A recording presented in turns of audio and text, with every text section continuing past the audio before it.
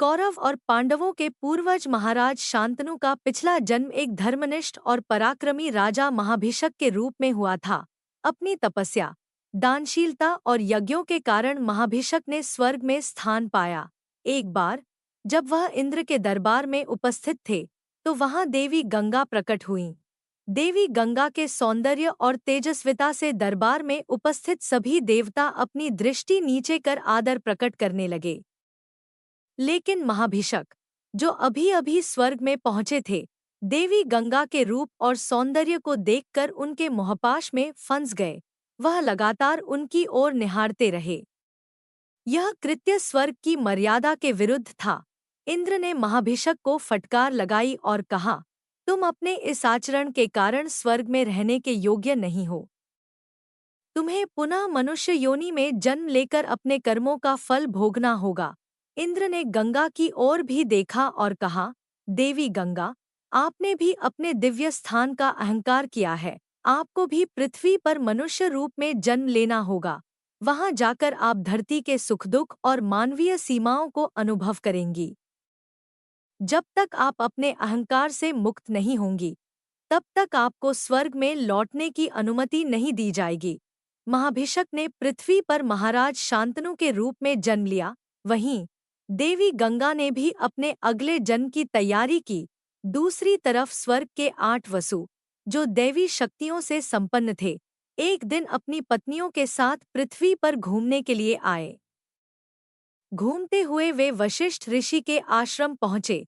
ऋषि वशिष्ठ के पास नंदिनी नामक एक दिव्य गाय थी, जो अपार शक्तियों की धनी थी। वह गाय इच्छानुसार किसी भी प्रकार की सामग्री उत्पन्न कर सकती थी। वसु प्रभास की पत्नी ने नंदिनी को देखकर कहा, मुझे यह गाय चाहिए, इससे मुझे और अधिक सुख मिलेगा। इसे किसी भी तरह प्राप्त करो। प्रभास ने अपनी पत्नी की बात मान ली।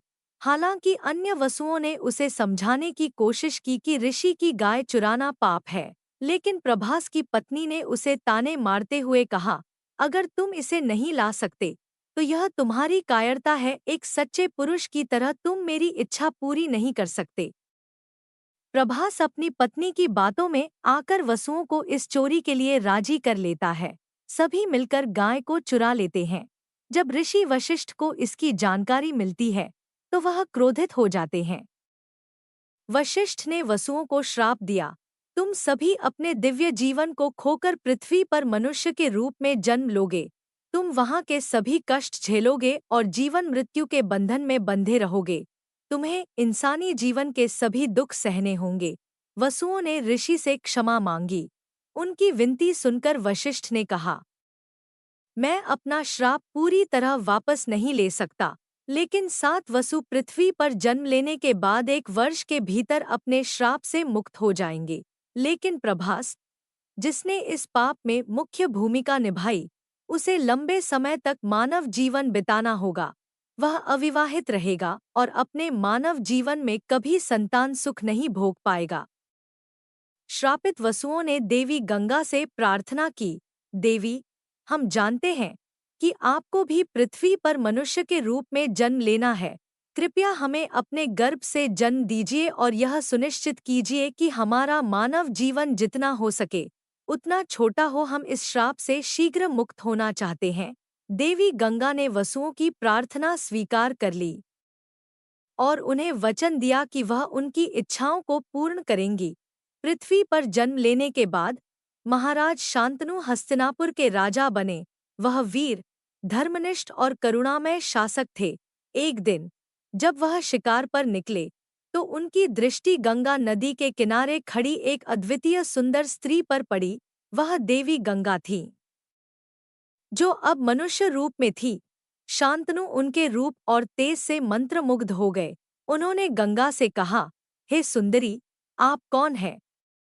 मैं आपसे विवाह करना चाहता हूँ। गंगा ने मुस्कुराते हुए कहा, मैं आपसे विवाह करने के लिए तैयार हूँ, लेकिन मेरी एक शर्त है। आप मुझसे कभी यह नहीं पूछेंगे कि मैं क्या कर रही हूँ और क्यों कर रही हूँ।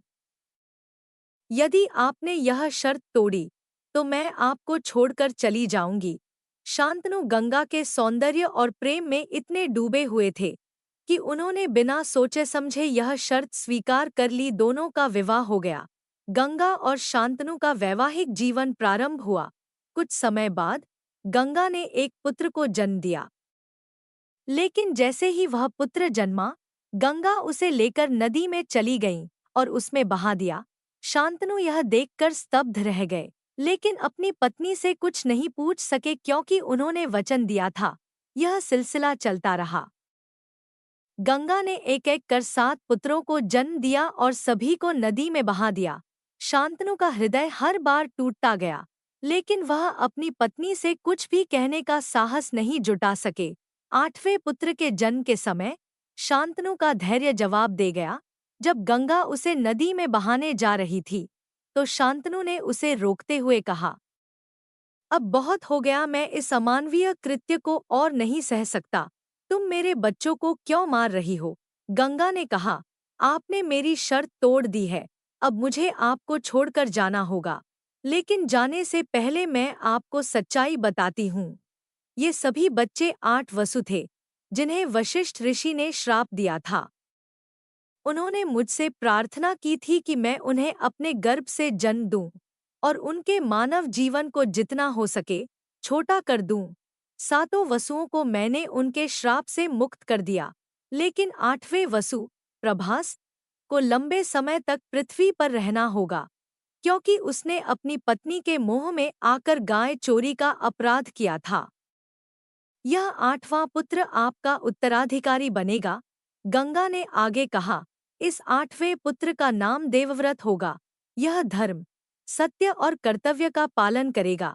मैं इसे अपने साथ लेकर जा रही हूँ, ताकि इसे योग्य राजा बनने की शिक्षा दे सकूं। 16 वर्ष बाद मैं इसे आपके पास वापस ले आऊंगी। यह कहकर गंगा अपने पुत्र के साथ वहां से चली गई। 8वां पुत्र वसु प्रभास का अवतार गंगा के संरक्षण में बड़ा हुआ। गंगा ने उसे वेद, शास्त्र, राजनीति और युद्धकला की शिक्षा दी। 16 वर्ष की आयु में गंगा ने अपने पुत्र को महाराज शांतनु के पास वापस लाकर कहा, यह आपका पुत्र है। यह आपके वंश को आगे बढ़ाने के लिए कर्तव्यपरायण रहेगा। देवव्रत ने अपने पिता के प्रति इतनी निष्ठा और बलिदान दिखाया कि उन्होंने आजीवन ब्रह्मचर्य का व्रत ले लिया। वह अविवाहित रहे क्योंकि उनका जन्म ही उनकी पत्नी के मोह से हुआ था। वह जानते थे कि मोह और सांसारिक इच्छाएं व्यक्ति को उसके कर्तव्यों से भटका सकती हैं। देवव्रत आगे चलकर भीष्म पितामह के नाम से प्रसिद्ध हुए। उन्होंने महाभारत में कौरवों और पांडवों के इतिहास में एक महत्वपूर्ण भूमिका निभाई। यह कथा हमें सिखाती है कि अपने कर्मों का फल हर किसी को भोगना पड़ता है। साथ ही यह कहानी त्याग, वचन और कर्तव्य की गहराई को भी दर्शाती है। कृपया वीडियो को लाइक, सब्सक्राइब और शेयर करना न भूलें।